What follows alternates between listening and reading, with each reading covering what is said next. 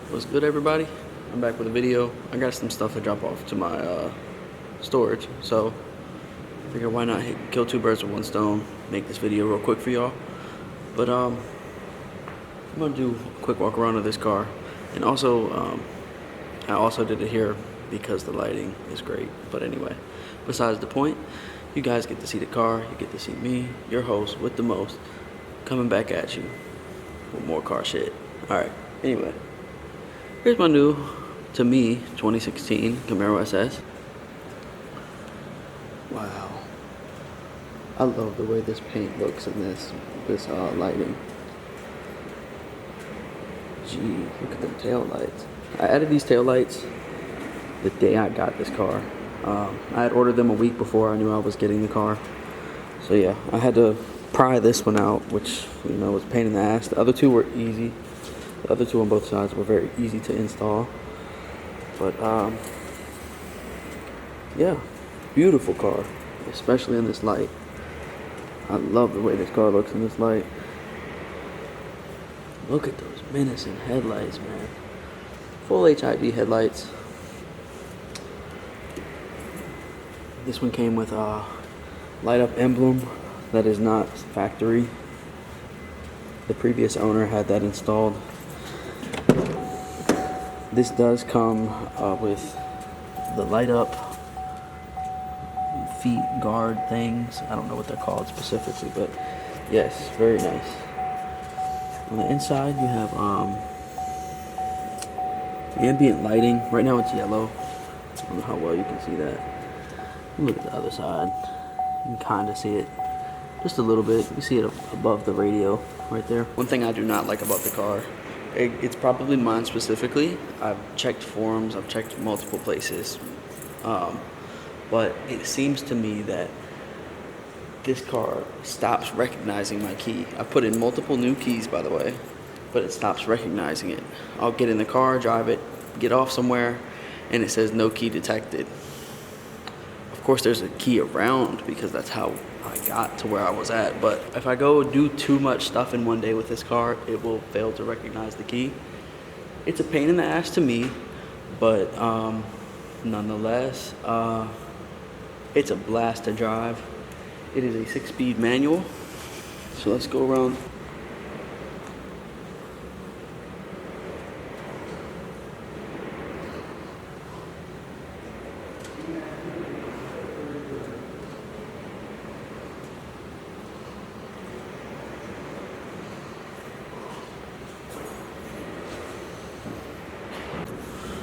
So we're gonna go to the interior now. We can get that ambient lighting in there, lit up footsteps. So because it's a 6-speed manual, we have rev matching, which automatically boosts your RPM up to the previous gear without you having to two-step. It's very convenient. It's one of the selling factors of me buying this car. This car is also very comfortable.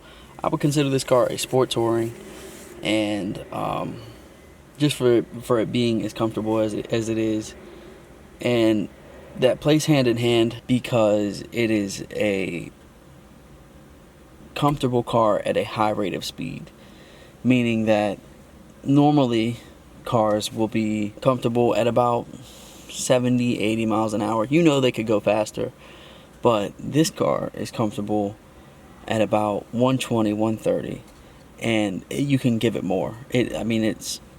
It's a serious vehicle, has some serious power behind it. Of course, there are faster cars. I haven't driven the Mustang, 2016 and up Mustang, but I have driven an 18 Challenger. I just wasn't impressed by that. It was a boat for sure. It was a very big car. I didn't drive it on any canyons or anything like that, so I don't know how the handling is per se, but the performance just wasn't there for me. And that's after driving this. After driving this, a Challenger doesn't do it for me. At least an RT, the beginner V8, doesn't do it for me. Anything higher than that, I haven't been able to, you know, get an idea per se of what that's like over this. But no Mustangs at all. But hey, that could be all subject to change. This car, I think, is very versatile. It has a lot to offer. especially with the particular modifications I have on it. But it's a great car. No, don't get me wrong. It's a very great car. One thing I would tell anybody else to consider about this car, though, is it would be the blind spots. I can't see anything when I look over. Like, there will be times where there's a whole car to my passenger rear, and they're completely gone. I mean, I guess Chevy's theory was like, well, who cares? You're faster than anybody anyway. Like, you're gonna be ahead of the crowd. Why even worry about what's behind you? But it can be pretty scary at times, thinking you're about to crash your very expensive American muscle car. But it's not often. It doesn't happen as often as you would think. The blind spot monitoring, people say, oh yeah, that'll save your ass. Like, yeah, we don't have vision behind us, but like, we have lights, and that makes it better. It doesn't. At times I have to remember that they're there, that what they're for, and wait, it's dark. I usually don't remember the blind spot monitoring, but when I do, it's pretty helpful if I remember it. That's a big if, but yeah. I really don't have a whole lot more else to say.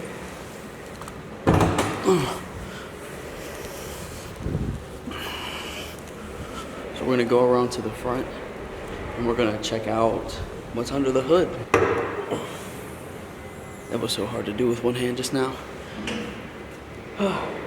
Well, anyway, I'll let you guys take a look at it. Look at that.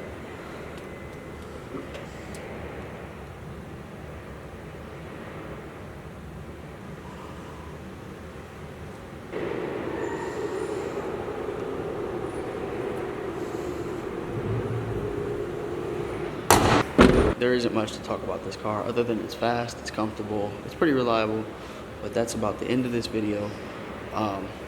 Before I go, personal opinion, manuals are better than automatics. Personal opinion, I get it. It's comfortable to go to the grocery store without having to shift, 38 times, but I did drive a Corvette Grand Sport. I think it was a 3LT or 2LT, one of the two. Higher trim level, wasn't a 1LT for sure. But one thing I will say, it was not near as thrilling to drive as this. Even though this is a Camaro, even though that the other Corvette looked very spicy, it had a lot of trim features on it. Look at this angle. This shit looks so nasty by this angle. Look at this flare. And then this interior. But this was way more thrilling to drive than that Corvette, just because it was manual, just because it had rev match, just because I could control every aspect of the car. The automatic, on the other hand, I had to shift down like 8 or 9 times just to feel a performance aspect of it. But this, on the other hand, I'd much rather be driving this every day. But yeah, that's about it for this video. And I'll catch you guys on the flip. Peace.